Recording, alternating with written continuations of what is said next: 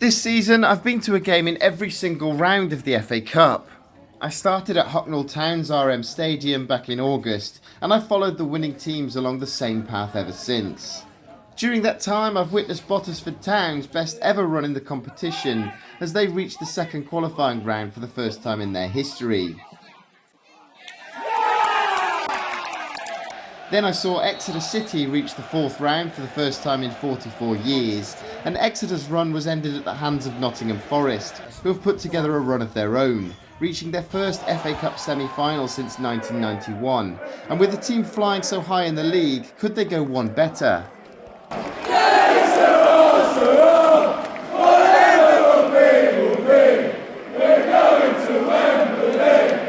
So on Sunday, I made my first of two trips to Wembley Stadium for the semi-final match between Nottingham Forest and Manchester City. And after Crystal Palace stunned Aston Villa in Saturday's first semi-final, both teams would have seen that as a huge incentive to reach the final, having both beaten Palace in the league. Though Crystal Palace have demonstrated that despite their poor league form, they aren't to be underestimated. And what a performance that was.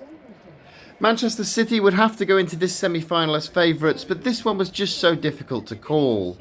City beat Forest 3-0 at the Etihad back in December, but Forest won this fixture 1-0 at the City ground last month, so this game really could go either way. But one thing is for sure, the Forest fans were feeling confident. And it was such a lovely day on Sunday with the sun shining, and there's the famous Wembley Arch. As we'd stayed over the night before, we had plenty of time to go for some lunch and have a good walk around the stadium before kick-off.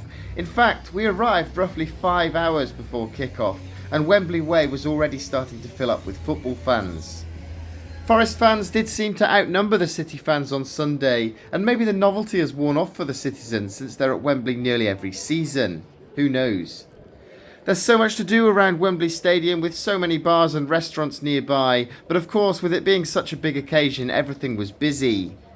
We managed to get a table at Wagamama in the designer outlet nearby before heading over to the Wembley Club shop, which was surprisingly quiet. Being Welsh, there was no chance of me buying anything with the England logo on it, but I do have to say those shirts are top quality, and this is a brilliant match programme. This wasn't my first trip to Wembley Stadium, in fact it was my fourth. I watched Hereford lose to Morpeth Town in the FA Vase final back in 2016, when they were heavy favourites to win. Then I watched Hereford lose to Hornchurch in the FA Trophy final in 2021, once again with us being favourites to win. And my last trip here was for the League Two playoff final where Port Vale beat Mansfield Town in 2022. But I've never seen it this busy before. Nottingham Forest fans had turned Wembley Way into a sea of red shirts, and they were making themselves known.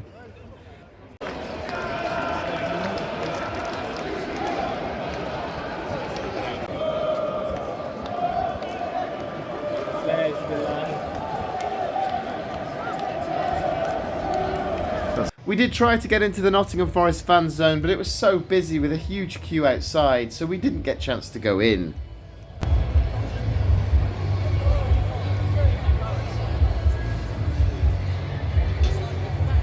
Out of all the games I've been to on the road to Wembley journey so far, this was by far the most challenging to get tickets for.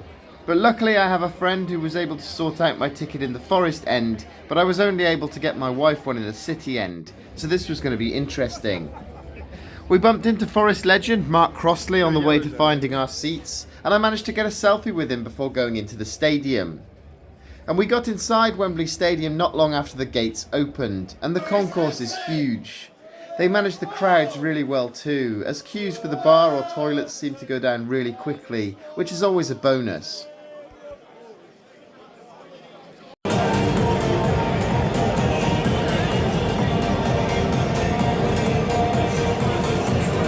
And check out this view. Just like the last two rounds, I was sitting so close to the pitch. My wife, on the other hand, was about as far back as she could have been, at the opposite end of the stadium, but that view still looks decent. I don't think there are any bad seats at Wembley really, it's such a fantastic stadium. Look at that sea of red in the Forest end. It was such a great atmosphere to be sat amongst the Forest fans.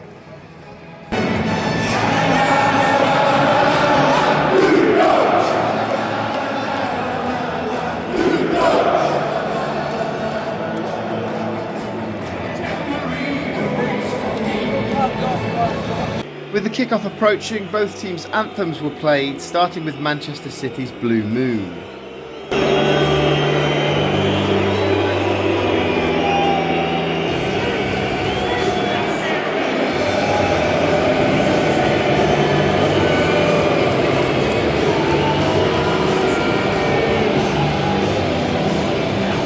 And, well, no words, just listen to this noise.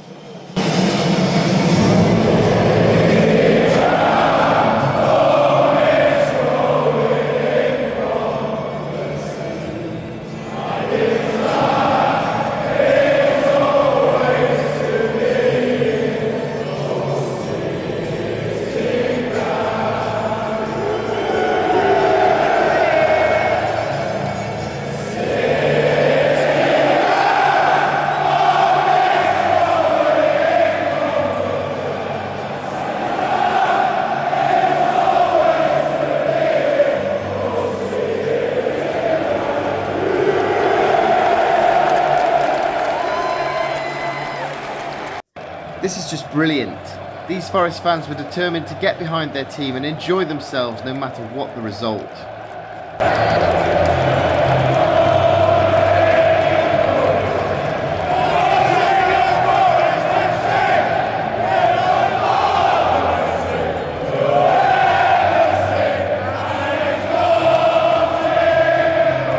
As Roy Keane and Ian Wright walked past to get to their commentary positions, listen to that reception Roy Keane got from the Forest fans.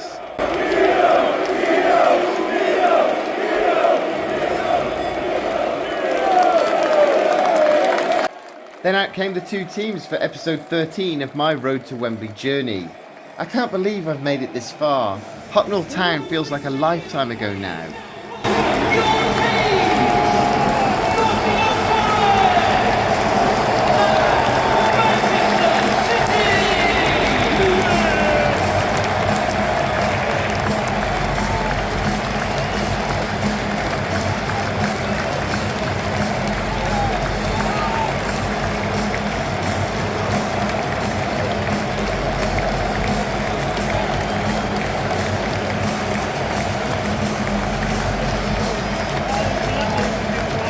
I'm not sure this really needs to be said, but Forest are in red and City are in blue.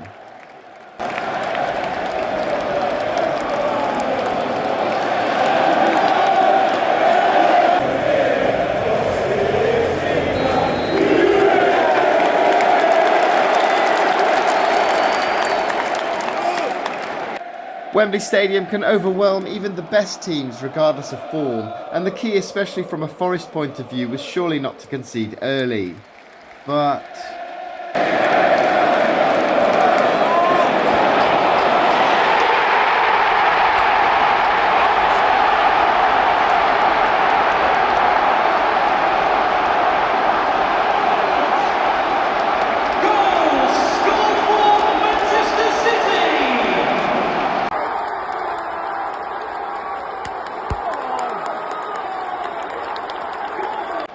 it took Rico Lewis less than 2 minutes to put Manchester City in front with a neat finish from the edge of the penalty area.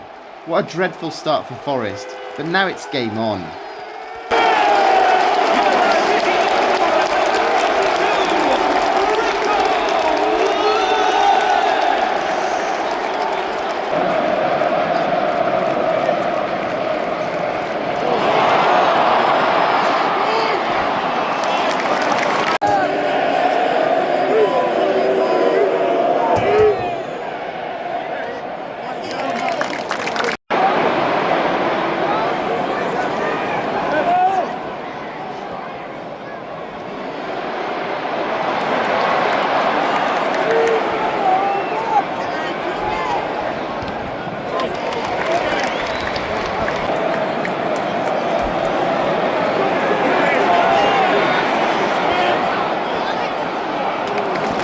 Last season, Nottingham Forest might have collapsed under the pressure going a goal down to City, but this version of Forest against this season's City felt very different, like as if they were going to pull themselves back into the game.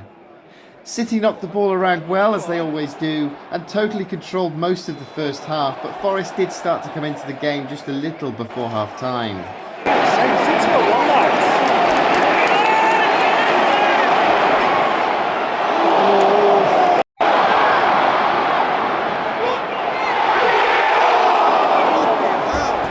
Blaming you, son. We're not blaming you. We're not blaming you. We're not having to go at you. Nottingham Forest 0, Manchester City 1 at half-time, and with Anthony Elanga coming on at the break, the Forest fans were feeling positive.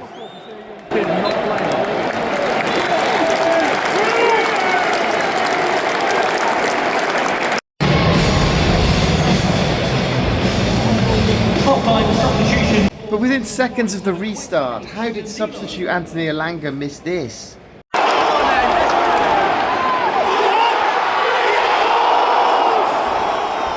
You have to forgive him, as I believe that was his first touch, but he still had to score there.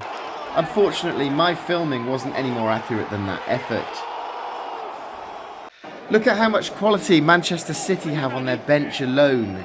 It felt somewhat surreal to have Kevin De Bruyne and Phil Foden just casually warming up so close by. Quality on there.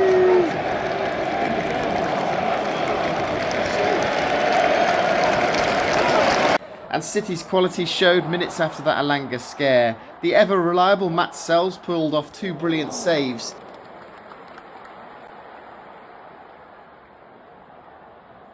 And Forest were a little fortunate to get away with what could so easily have been a penalty for handball.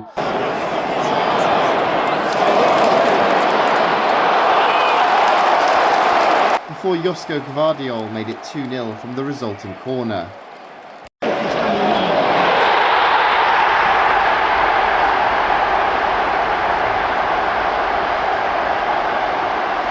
Surely that was game over now? Not a chance. Forest weren't giving this up. They needed an instant response, and from that point things got a little bit frantic. City goal scorer number 24, Josko Gvardiol! Morgan Gibbs-White was close to what would probably have been the best goal of his career when this effort hit the crossbar. Apologies for my dodgy filming again. I don't know if it was the sunglasses or whether I was trying to film without watching through my phone, but some of these clips are just awful.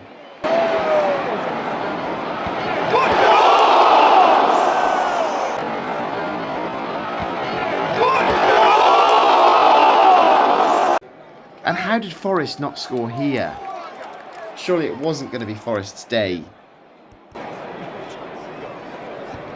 Great ball. That is a great ball. Well, Anthony, skid him. Don't take you down there. Careful, your man. Good ball.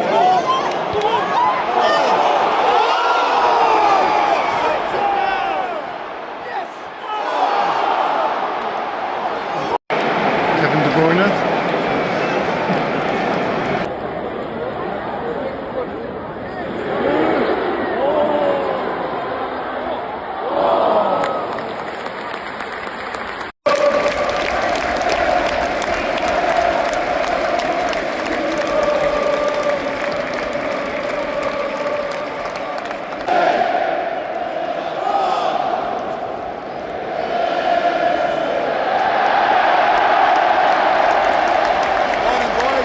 And sadly it wasn't Nottingham Forest's day. The final score, Nottingham Forest 0, Manchester City 2, in an entertaining game that really could have gone either way.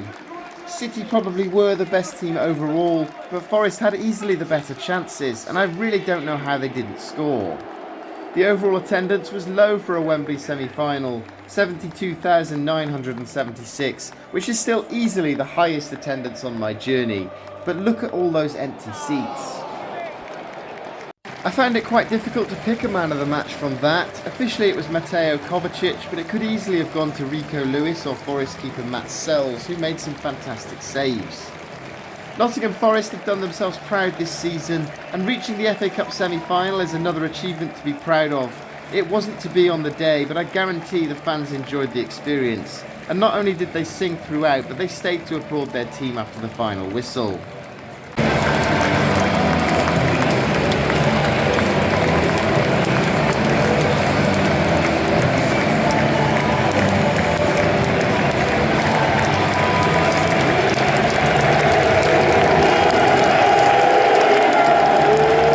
And so I have to say goodbye to Nottingham Forest. It's Manchester City who I'll be returning to Wembley with in a few weeks' time when they take on Crystal Palace in the FA Cup final for the final chapter of this incredible FA Cup journey. Make sure you're subscribed to my channel if you're enjoying this series so far, and I just want to give a special mention to my friend Richard, who's been fantastic in helping to sort my tickets for some of these later rounds, as well as getting Matt Sells to sign my Forest shirt. I love it. I'll be catching up with one of the more familiar teams on this channel this coming weekend. I'm headed up to Mansfield Town's One Call Stadium as they take on Exeter City on the final day of the League One season. Then I'll be returning to the One Call Stadium to watch the Notts Senior Cup final between Newark and Sherwood United and Hartlepool Town on Tuesday. Thanks for watching.